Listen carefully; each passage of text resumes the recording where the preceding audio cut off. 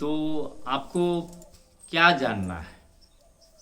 मैं ये जानना चाहती हूँ कि हम लोग जो जो सब्जेक्ट पढ़ते हैं वो क्यों, उसका क्या मतलब होता है। आप किस क्लास में पढ़ती हैं? मैं 6th क्लास में जाने आप वाली हूँ। 6 क्लास में जाने वाली है, मतलब आप 6 में चली गई। हाँ। तो आप जो भारत का जो स्टैंडर्ड जो सिलेबस है, जो मानक सिलेबस है, जो NCERT का जो सिलेबस है, उसके हिसाब से मैं आपको बताता हूँ कि आपको जो पढ़ना है उसमें आपको गणित पढ़ना है, साइंस, सोशल साइंस और भाषा पढ़ना है, या भाषा और साहित्य कह सकते हैं। अंग्रेजी में इसे कहें तो आपको मैथमेटिक्स पढ़ना है, आपको विज्ञान पढ़ना है, सामाजिक विज्ञान मतलब समाज का विज्ञान पढ़ना है, और आपको भाषा और साहित्य पढ़ना है। तो आपको एक एक कर कर के सभी विषय के बारे में मैं बताता हूँ कि इसका क्या मतलब होता है, तो आपको एक कंसेप्ट समझ में आ जाएगा। दरअसल मैं जो अ, संघ लोक सेवा आयोग और जो राज्य लोक सेवा आयोग के जो अभ्यर्थी जो रिटेन निकालते हैं, लिखित परीक्षा पास करते हैं, उनको इंटरव्यू में भी मैं गाइड करता हूँ। तो मैं देखता हूँ कि कुछ विषयों के जो ग्रेजुएट हैं, स्नातक हैं, परास्नातक हैं, पोस्ट ग्रेजुएट हैं, उनको ही इन विषयों के बारे में बेसिक जानकारी, जो मौलिक जानकारी है, जो आवश्यक जानकारी है, जो आधारभूत जानकारी है, उसका कंसेप्ट क्लियर नहीं रहता है, उनकी संकल्पना पूरी उनको नहीं रहती है। अब जैसे आप समझिए, गणित, मैथमेटिक्स किसे कहते हैं?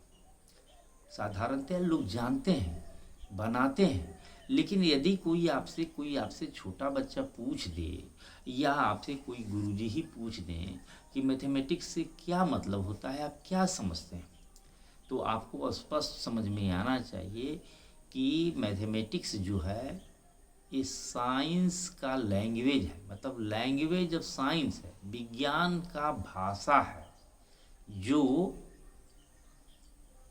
संकेतों के द्वारा, अंकों के द्वारा और अक्षरों के द्वारा, मतलब विज्ञान की भाषा, science, language of science which is expressed by symbol, संकेत, जैसे ग्रेटर देन का हुआ, जोड़ का हुआ, इक्वल का हुआ सिंबल, या ट्रायंगल का फोटो हुआ, या कोई भी चीज़ सिंबल, लेटर ABCD जो भी आपके यहाँ प्रचलित है, उन लेटरों के द्वारा, और नंबर 1 2 3 0 से 9 तक का जो नंबर है।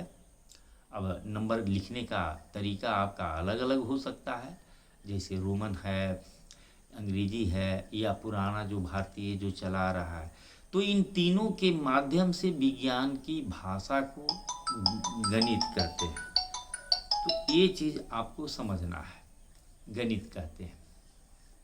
तो गणित जो है क्या है? तो गणित विज्ञान की भाषा है। अब आप यहाँ पर आपको विज्ञान समझना पड़ेगा। तो गणित तो आप समझ गए कि कुछ नहीं है, गणित एक विज्ञान की भाषा है, जिससे हम बड़ा कम शब्दों में, संकेतों में, नंबर और अक्षरों के द्वारा समझ लेते हैं, गणित है। अब आप समझ लीजिए, इसके बाद तब विज्ञान क्या है? तो विज्ञान जो है, साइंस जो है, आपको साइंस भी पढ़ना है तो वहाँ भी समझना है और यहाँ भी समझ लेना है। तो विवेकपूर्ण ज्ञान, वी से विज्ञान, बी से विवेकपूर्ण, विवेकपूर्ण ज्ञान, विवेकपूर्ण व्यवस्थित ज्ञान। आपको हम 2 बार दोहराए इसलिए कि एक तो विवेकपूर्ण पर महत्वपूर्ण आप पर एक रेखांकित किए, तो पहला आप विवेकपूर्ण कहिए, और व्यवस्थित ज्ञान को विज्ञान कहते हैं। सिंपली आप जो जिस क्लास में हैं आप इतना ही समझिए, बाकी चीज़ जो है इसी में समाया हुआ है। अब विवेकपूर्ण ज्ञान मतलब होता है कि मानवता के लिए ज्ञान, मानवता के हित में ज्ञान। विवेकपूर्ण मतलब होता है तर्कपूर्ण ज्ञान, वस्तुनिष्ठ ज्ञान, प्रमाण आधारित, एविडेंस बेस्ड नॉलेज, वस्तुनिष्ठता मतलब ऑब्जेक्टिविटी, निष्पक्षता आप में होनी चाहिए। विज्ञान इन गुणों के कारण और जो व्यवस्थित ज्ञान है, तो कहने का तात्पर्य है कि विज्ञान एक ऐसा भाषा है, एक ऐसा अवस्था है, एक ऐसा प्रक्रिया है, एक ऐसा विधि है कि आप एक ही तरह के कंडीशन में, एक ही तरह के परिस्थिति में, एक ही तरीका से कोई भी आदमी उसको अध्ययन करना चाहेगा तो उसी निष्कर्ष पर पहुंचेगा। इसका आप विज्ञान का यही अर्थ होगा। तो चूंकि विज्ञान कोई अलग कोई चीज़ नहीं है, ये जो व्यवस्थित ज्ञान है, विवेकपूर्ण ज्ञान है, इसीलिए पहले तो विज्ञान में कुछ ही विषय माना जाता था, लेकिन आज जो है समाजशास्त्र को भी ले आते हैं, मानव शास्त्र को भी ले आते हैं, राजनीतिक शास्त्र को भी ले आते हैं। कहने का मतलब कि जो भी विवेकपूर्ण व्यवस्थित ज्ञान होगा, विज्ञान होगा, इसीलिए वो विषय भी इसमें इसी कारण से चले आते हैं। तो साइंस आप समझ गए। अब साइंस में जो आपको पढ़ना है, चूँकि आप 6 क्लास में चली गई हैं, तो आपको फिजिक्स, भौतिकी पढ़ना है, केमिस्ट्री, रसायन विज्ञान पढ़ना है, बायोलॉजी, जीव विज्ञान पढ़ना है, और आपको पर्यावरण, पारिस्थितिकी, इन्वायरमेंट और इकोलॉजी भी पढ़ना है। पहले 3 ही चलता था, लेकिन अब विज्ञान की किताबों में, जैसा मैंने कहा आपको कि NCERT को जब बेस कीजिएगा तो साइंस में इन चारों का स्टडी आपको करना होगा। तो भौतिकी में क्या पढ़ना होता है? भौतिकी में जो पढ़ना होता है, इसमें प्रकृति का जो मौलिक जो ज्ञान है उसको पढ़ते हैं। अब प्रकृति का क्या है, तो प्रकृति में जो आप दिखते हैं, तो प्रकृति में 4 ही चीज होता है जिससे ये पूरा ब्रह्मांड बना हुआ है। पदार्थ होता है, ऊर्जा होता है, स्पेस, ये जो दिशाएं, ये जो जिसमें हम हैं अभी बैठे हुए, ये, और समय, यही 4 चीज से मिलकर के ब्रह्मांड बना है। तो इन्हीं चारों के विषय में जो पढ़ते हैं, तो चूंकि आप 6ठी क्लास में हैं, इसलिए आप 2 को छोड़ दें या आप 1 को छोड़ दें, तो आप समझ लें कि पदार्थ, मैटर, ऊर्जा मतलब एनर्जी, और समय, काल, इसी के संबंध में जो चीज़ आप बदलते हुए इस दुनिया में देख रहे हैं, जो बदलाव होता है एक अवस्था से दूसरी अवस्था में कैसे जाता है, क्या जाता है, इन्हीं गुणों का अध्ययन जो है आपको भौतिकी में पढ़ना है। और आगे आपको बताएंगे कि उसमें जो अध्याय सब है, चैप्टर जो है वो क्यों है और उसका क्या तात्पर्य है। तो अभी आप इतना ही समझें कि भौतिकी में जो है प्रकृति के नियमों का, इसीलिए इसको प्योर साइंस भी कहते हैं, शुद्ध विज्ञान भी कहते हैं। और इसमें जो है ऊर्जा और पदार्थ, मैटर और एनर्जी का टाइम के रेफरेंस में जो है एक कन्वर्सन होता है, एक अवस्था से दूसरी अवस्था में जाना होता है। तो इसमें प्रक्रिया भी है और इसमें जो है उसका प्रतिफल, जो प्रोडक्ट है, उसको भी समझते हैं। तो आप फिजिक्स को समझ गए। केमिस्ट्री, हिंदी में रसायन कहते हैं। पहले जो है किसी चीज़ का रस निकाल करके ही रसायन बनाया जाता था, लेकिन अब चूँकि साइंस एंड टेक्नोलॉजी, विज्ञान और तकनीक जितना उन्नत हो गया है, एडवांस हो गया है, तो अब प्रयोगशाला में भी बहुत सा चीज़ हम लोग फंडामेंटल, मौलिक जो पदार्थ है उससे जोड़ करके बना लेते हैं। तो केमिस्ट्री जो है बेसिकली जो है पदार्थ के स्वरूप को, पदार्थ के प्रकृति को, मतलब पदार्थ के नेचर को, पदार्थ के अंदर के बनावट को, एक दूसरे से क्रिया को, पदार्थ पर ही ज़्यादा फोकस करता है। और इसमें जो है समय, टाइम और जो ऊर्जा है वो बैकग्राउंड में चला जाता है। मुख्य जो है पदार्थ ही होता है। तो पहले जो चूँकि रस का उपयोग किया जाता था, इसलिए रसायन का विज्ञान रसायन केमिस्ट्री कहते हैं। तो इसमें आप यही पढ़ते हैं। अब इसमें जो है बेसिक रूप से जो है आप 3 तरह का है जो रसायन शास्त्र पढ़ेंगे। एक तो कि इनके नियमों से संबंधित, कि कि गर्म कीजिएगा तो अणुओं का कैसे प्रसार होगा, कैसे वॉल्यूम बढ़ेगा, आप कैसे इस पर ताप का प्रभाव दीजिएगा, दबाव का प्रभाव दीजिएगा, इस तरह के तमाम जो है नियम बनावट के बारे में आप पढ़ेंगे भौतिकी रसायन में। और उसके बाद जो है एक कार्बनिक रसायन है, एक अकार्बनिक रसायन है, एक ऑर्गेनिक है और एक इनऑर्गेनिक है। ऑर्गेनिक मतलब होता है जीव से। तो पहले जो है जीव से निकला हुआ, जैसे हम लोग पानी पीते हैं तो पेशाब करते हैं तो उसमें यूरिया की मात्रा होती है, तो माना जाता था कि सिर्फ जीव से ही, तो इसी से निकला।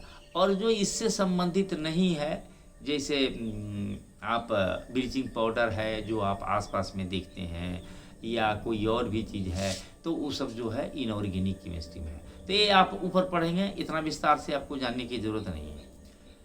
जीव विज्ञान जीवों का विज्ञान है। जीव दो तरह के होते हैं, एक जो जंतु है एनिमल फॉर्म में है, और एक जो है प्लांट है, पौधा है। दोनों का स्वरूप अलग अलग होता है। एक घूमता फिरता टहलता है, जन्म लेता है, मर जाता है। वो भी जो है पदार्थ प्लांट भी जो है, पौधा भी है, जन्म लेता है, मर जाता है, मतलब ये जीव का नेचर है। लेकिन वो घूमता टहलता नहीं है अपने से, वो कहीं फिक्स रहता है। फिर उसी तरह से उसका बहुत सा बनावट है।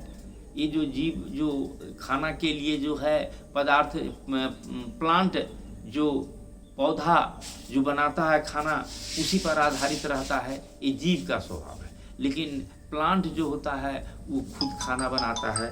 तो ये भी चीज़ जो है आप जो है बाद में इसको आप समझेंगे, पढ़ेंगे, ठीक है। तो ये जंतु विज्ञान हो गया और आपका ये वनस्पति विज्ञान हो गया, दोनों मिलाकर करके जीव विज्ञान हुआ। तो जीव के बारे में जितना ज्ञान हो सकता है वो सारा का सारा इसमें आपको आ जाता है। तो आप इसमें ये पढ़ेंगे। इसके बाद जो है अब इसमें देखिए कंसेप्ट में, परिभाषा में आपको ज़्यादा नहीं समझ रहा है, सिंपली जो है जीव का विज्ञान। अब जो है इन्वायरमेंट और इकोलॉजी, ये जो चौथा जो पार्ट जो है, तो दोनों में आप एक इस तरह से एक कोरिलेशन बना लेंगे कि इन्वायरमेंट किसको कहते हैं और इकोसिस्टम किसको कहते हैं। तो इन्वायरमेंट में पर्यावरण आपके आसपास जो चीज़ों का आवरण है, इसमें ये वस्तु है, ये जीव है, ये हवा है, ये आसमान है, तो इससे जो घिरा हुआ आवरण है इसको पर्यावरण कहेंगे, इसको इन्वायरमेंट कहेंगे। और इकोसिस्टम में शब्द जो है सिस्टम है, आप इस पर ध्यान देंगे। तो कोई भी सिस्टम बिना एनर्जी के फ्लो के, माने ऊर्जा के प्रवाह का कोई सिस्टम चल ही नहीं सकता है। आपकी बैलगाड़ी भी है तो उसमें बैल चाहिए और बैल को खाना चाहिए। आपको रेलगाड़ी है तो उसमें बिजली, कोयला या पेट्रोल जो भी है चाहिए। मोटर गाड़ी है तो उसको भी ईंधन चाहिए। तो एनर्जी का एक फ्लो होना चाहिए, उसके लिए सिस्टम होना चाहिए। तो इन्वायरमेंट में जब ये सूर्य से प्राप्त एनर्जी का फ्लो एक दूसरे को इंटरकनेक्ट करता है तो उससे जो सिस्टम बनता है उसको इकोसिस्टम कहते हैं। तो आप ये समझ गए थे। इसके बारे में बहुत सा चीज़ पढ़िएगा कि इकोसिस्टम की स्थिति क्या है, क्या बदलाव आ रहा है, क्या बदलाव नहीं आना चाहिए, क्या गलत है, सही है, इस तरह के तमाम चीज़ जो है आप इसमें पढ़ेंगे। और चारों चीज़ मिला करके आपको विज्ञान में पढ़ना होगा। अब आप चले आइए सामाजिक विज्ञान, समाज का विज्ञान, सामाजिक विज्ञान, समाज का विज्ञान।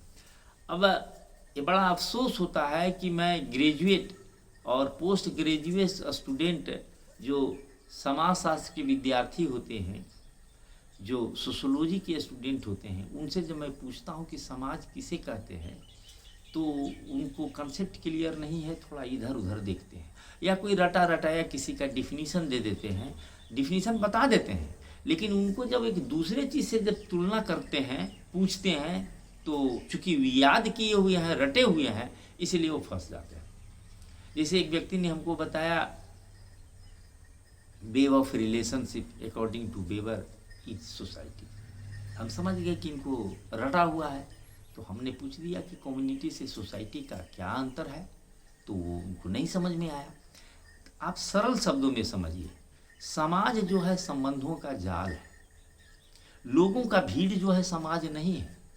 आपको कहीं जाना है ट्रेन से, आप स्टेशन पर गए, कुछ आदमी थे, ट्रेन आने का समय होने पर भीड़ बढ़ गई और ट्रेन आई तो कुछ ट्रेन में गए उतरे और बाकी लोग भी चले गए, तो वो समाज नहीं है। लोगों का भीड़ है, समाज नहीं है। नेताजी का भाषण होने का है, मैदान खाली है, व्यवस्था किया हुआ है, लोग जुटे, भाषण समाप्त हुआ, सब चले गए, समाज नहीं है। तो समाज संबंधों का जाल है। आप देखते हैं, आप गांव में रहते हैं, शहर में रहते हैं, तो शहर में तो चूँकि नए नए लोग होते हैं इसलिए कि छोटा सा समाज बनता है, लेकिन गांव में जहां आप वर्षों से रहते हैं तो वर्षों से संबंधों का जाल बनता है। आप 6 क्लास में हैं तो आप किसी की पोती लगती हैं, किसी की बेटी होती हैं, किसी की भतीजी हैं, किसी की भगनी है, किसी की आप जो है नाती हैं, नतनी हैं। इस तरह से बहुत से संबंध आपका बन जाता है। आपकी शादी होगी, आप जिस गांव में जाएंगे तो वहाँ भी जो है किसी की बहू होंगी, किसी की पत्नी होंगी, ये होंगे वो होंगे। तो ये जो संबंधों का जाल है यही समाज है। और इसका एक अलग इम्पोर्टेंस है। जब आपको पढ़ाएंगे, कभी बताएंगे कि जीवन जीने में और जीवन को ढंग से आगे बढ़ाने में समाज का क्या महत्व है, और तो और आपका इंटेलिजेंस में, सोशल इंटेलिजेंस में आपको मैं बताऊंगा कि इमोशनल इंटेलिजेंस से सोशल इंटेलिजेंस कैसे बेहतर माना जाता है। तो वहाँ यही समाज की अवधारणा समझना होगा। तो समाज समझ गए, और इससे संबंधित ज्ञान, मतलब विवेकपूर्ण एवं व्यवस्थित ज्ञान ही विज्ञान है। तो सामाजिक विज्ञान आप समझ गए। तो समाज को जानने समझने के लिए वो जो शुद्ध जो विज्ञान था, उसके अलावा आपको समझना होगा, इसमें कुछ किताब पढ़ना होता है। सामाजिक विज्ञान आप समझ गए, इसमें पढ़ना है आपको इतिहास, इसमें पढ़ना है भूगोल, इसमें पढ़ना है आपको सिविक्स, और आपको इसमें पढ़ना है इकोनॉमिक्स। तो इकोनॉमिक्स जो है आपको 9वीं 10वीं में पढ़ना है, आपको 6 में नहीं पढ़ना है। इसीलिए अभी जो है आप 3 ही सब्जेक्ट को जानिए। इतिहास, इतिहास को बच्चों की भाषा में इतिहास बीता हुआ जो काल है, उसका जो ब्यौरा है, उसका जो विवरण है, उसको इतिहास कहते हैं। लेकिन ये बच्चों का डिफिनीशन है। तो इतिहास है क्या? इतिहास जो है समाज जो है, अब देखिए समाज आपने चूंकि समझा है सामाजिक विज्ञान है, तो सामाजिक रूपांतरण, सोसाइटी का जो ट्रांसफॉर्मेशन है। अब ट्रांसफॉर्मेशन और बदलाव में एक अंतर है। बदलाव क्षणिक होता है, अस्थायी हो सकता है, लेकिन ट्रांसफॉर्मेशन जो है अस्थायी होता है। एक अवस्था से दूसरी अवस्था में बदल जाने पर उसको वापस नहीं किया जाना ही ट्रांसफॉर्मेशन है, रूपांतरण है। तो समाज में बदलाव होते आया है। कभी जंगल में रहते थे, कभी जानवर चराता हुआ रहता था पूरा समाज, कभी कृषि पर आया, फिर आज जो है इतना अवस्था पर जो पहुंच गया है, तो ये बदलाव होते रहा है और अस्थायी बदलाव होते रहा है, ट्रांसफॉर्मेशन होते रहा है। तो सोसाइटी के इसी ट्रांसफॉर्मेशन का जो लेखा जोखा है, इसी को इतिहास कहते हैं। और इतिहास कितना महत्वपूर्ण है, लोग घिसे पिटे शब्दों में बताते हैं कि इतिहास गलतियों को सिखाता है, नहीं गलतियों को सिखाता है। ये सब कोई महत्वपूर्ण चीज़ नहीं है, क्योंकि इतिहास ये भी बताता है कि इतिहास से कोई कुछ नहीं सीखता है। दरअसल इतिहास से हम अपनी संस्कृति को समझते हैं, ये महत्वपूर्ण है। कभी आपको संस्कृति पर अलग से बताएंगे। एक्चुअली संस्कृति जो है समाज का सॉफ्टवेयर है, जो अदृश्य रह करके पूरा सिस्टम को चलाता है। जैसे आप कंप्यूटर में जानते हैं हार्डवेयर सॉफ्टवेयर, तो हार्डवेयर जो आंखों से दिखता है उसको हार्डवेयर कहते हैं, जो आंखों से दिखता है उसको सभ्यता कहते हैं, और जो आंखों से नहीं दिखता है लेकिन पूरे सिस्टम को चलाता है उसको सॉफ्टवेयर कहते हैं, उसको संस्कृति कहते हैं। तो संस्कृति किसी को समझने के लिए या संस्कृति किसी को बदलने के लिए हमको इतिहास बदलना पड़ता है, इसीलिए बार बार इतिहास बदलते हैं।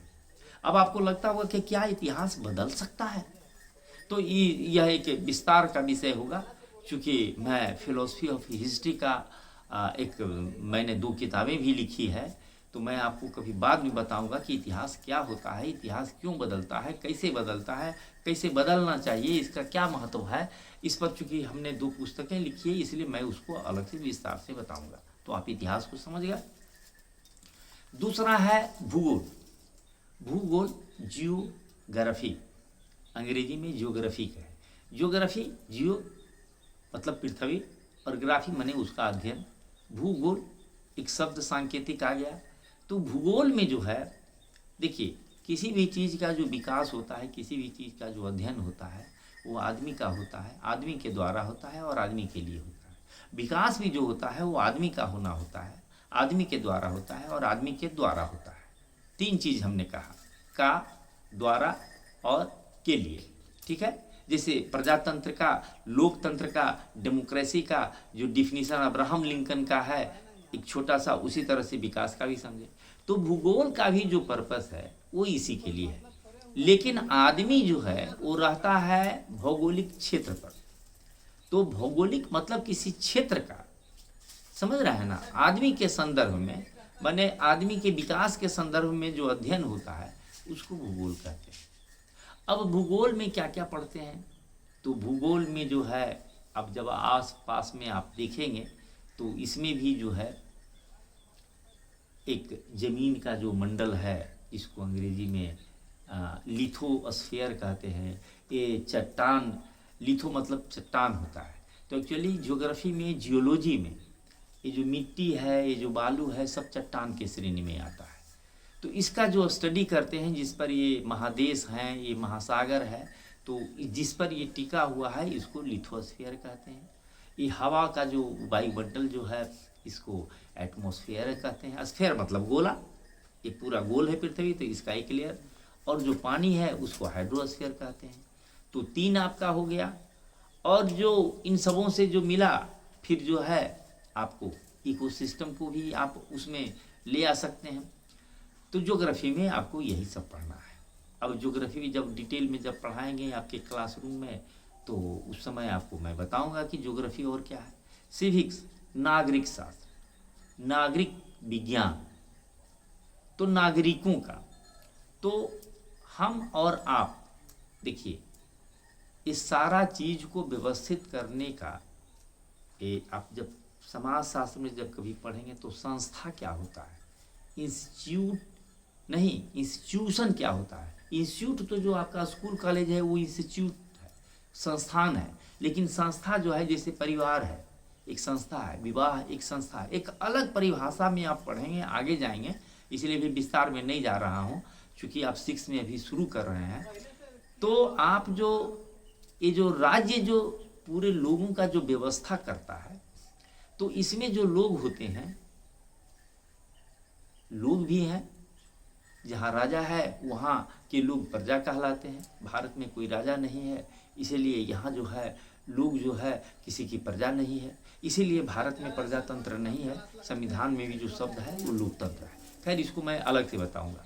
अब जो है आप नागरिक, तो बाकी जो लोग जो है जिनको वोट देने का अधिकार है, मतलब सरकार चुनने का अधिकार है, सरकार बनाने की प्रक्रिया में भागीदारी का अधिकार है, उनको नागरिक कहते हैं। और जनरली जो राज्य का संचालन होता है वो नागरिकों के लिए ही होता है, इसीलिए नागरिक शब्द इसमें दिया गया है। और नागरिक शास्त्र है, नागरिक विज्ञान है। तो नागरिकों का क्या कर्तव्य है, क्या दायित्व है। कर्तव्य मतलब कि क्या क्या करना चाहिए और क्या क्या चीज़ जो है, ये जो सिस्टम जो सारा चीज़ जो है उसी का इसमें अध्ययन है। तो इसमें आप सरकार को का भी अध्ययन करेंगे। तो सरकार जो होता है, जैसे भारत में 3 स्तर पर सरकार है। एक केंद्र स्तर पर सरकार है जिसको भारत सरकार या केंद्र सरकार कहते हैं। दूसरा स्तर जो है बीच वाला है, जिसमें राज्य सरकार हुआ, और कुछ क्षेत्र भारत के जो हैं वो केंद्र द्वारा शासित हैं, तो उसको केंद्र शासित प्रदेश कहते हैं और राज्य हो गया। उसके बाद एक सरकार जो है वो ज़मीनी लेवल पर है, जिसको स्थानीय निकायों का सरकार कहते हैं, लोकल गवर्नमेंट कहते हैं। तो लोकल गवर्नमेंट जो है, इसमें आप जो है नगर पंचायत है गाँवों के लिए, और शहरों के लिए नगर निकाय का है जो सरकार है। तो ये सरकारों का परंपरा है। तो इसमें जो लोग यहाँ रहते हैं, जो नागरिक के रूप में रहते हैं, इन दोनों का संबंध का अध्ययन है जो नागरिक शास्त्र में करते हैं। तो आप जान गए, गणित को जान गए, विज्ञान को जान गए, सामाजिक विज्ञान को जान गए। अब आपको जानना है भाषा का। भाषा और साहित्य ये भी बड़ा इम्पोर्टेंट है। तो भाषा, हम जो कहना चाह रहे हैं, हम जो बताना चाह रहे हैं और आप जो समझना चाह रहे हैं, इसी को भाषा कहते हैं। मतलब हम जो कहना चाह रहे हैं वही बात, वही भाव में वही अर्थ आप समझें, जिस तरीके से, जिस माध्यम से, वही भाषा हुआ। समझ रहे हैं ना। अब भाषा का जो है क्षेत्र के हिसाब से अलग अलग है। हिंद क्षेत्र की भाषा को हिंदी कहते हैं।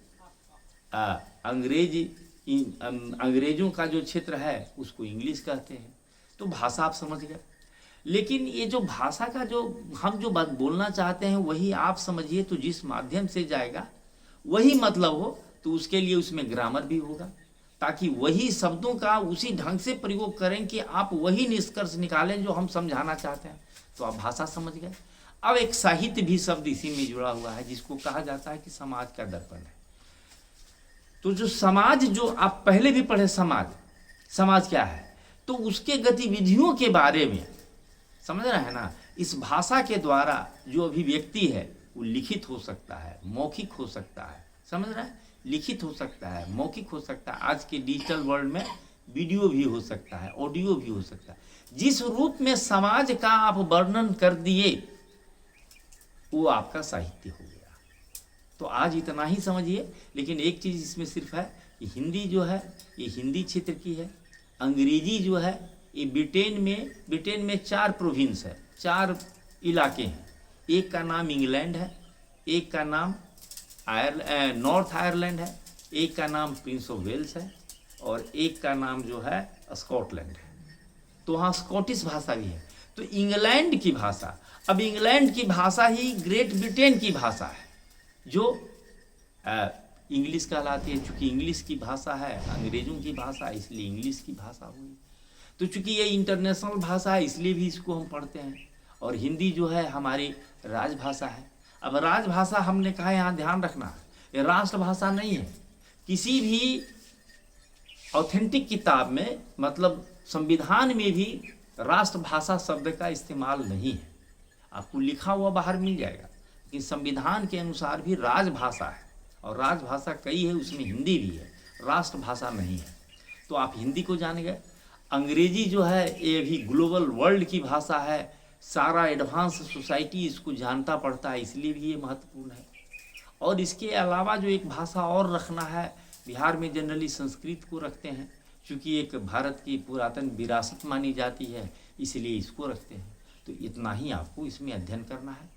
तो ठीक है, अब अगली बार जो है हम इसको डिटेल में फिर और समझाएंगे, पढ़ाएंगे, तो उस समय बताएंगे।